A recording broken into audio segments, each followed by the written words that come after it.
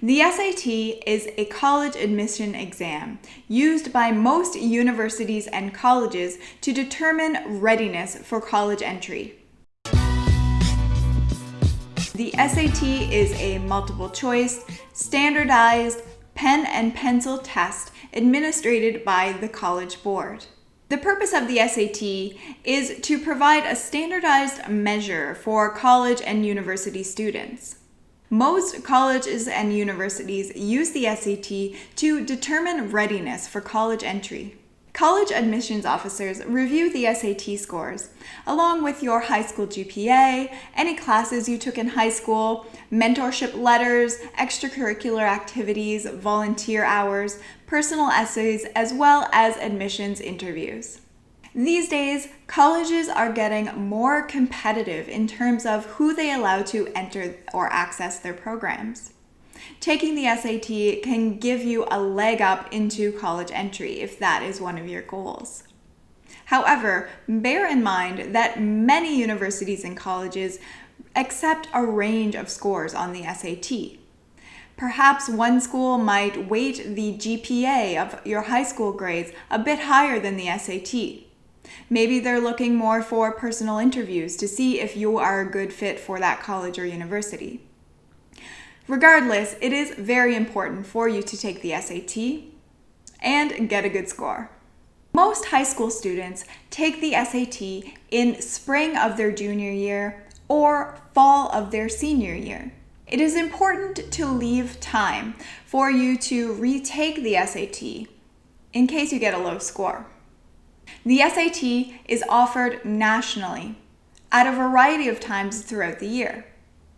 The best idea is to check with your school's guidance counselor or whoever you consult with on the SAT in order to determine when and where the SAT tests are taken. Check with your school guidance counselor or check online for official test dates in your area.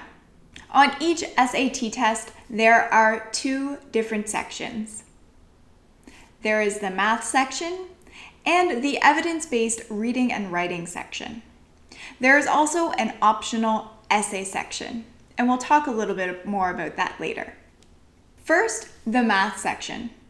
There are two portions to the math section of the SAT. In one section, you are not allowed to use a calculator, so you will be using mental math. In the second portion of the test, you will be allowed to use a calculator. It is important to make sure that you prepare for both. So practice your mental math, but also practice using a calculator. Second, the evidence-based reading and writing section. First, we have the reading section. The reading section is comprised of multiple different passages, ranging from English literature to sociology to history to current events. There are many large passages throughout this section of the test, so you're going to want to practice reading and reading things at length. In this section, there are 52 multiple choice questions to answer following reading the passages. Second, there is the writing section.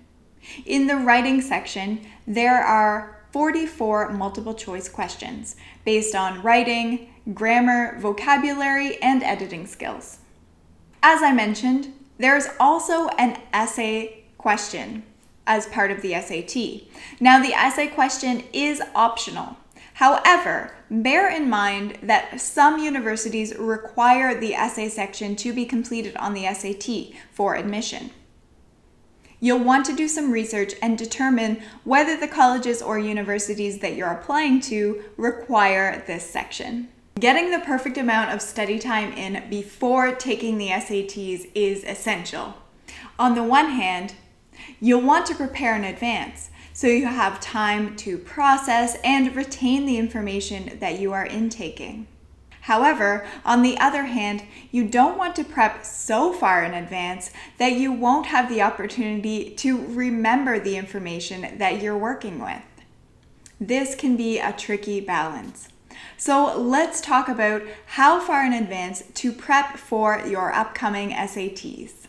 A general rule of thumb is to prepare 1 month in advance before taking the SATs. Preparing a month in advance allows you to retain the information that you're studying. However, it's not too far in advance that you risk forgetting the material that you've studied.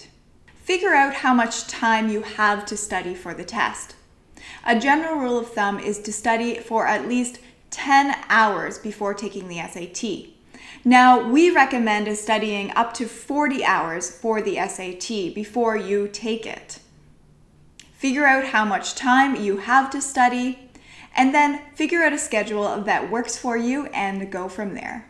How long should you study to get your best score on the SAT? In order to figure this out, first take your goal score on the SAT. So this is going to be the score that will get you into all of your desired universities and colleges. Second, take an SAT practice test. Determine what your score is on the practice test. This will give you your baseline SAT score.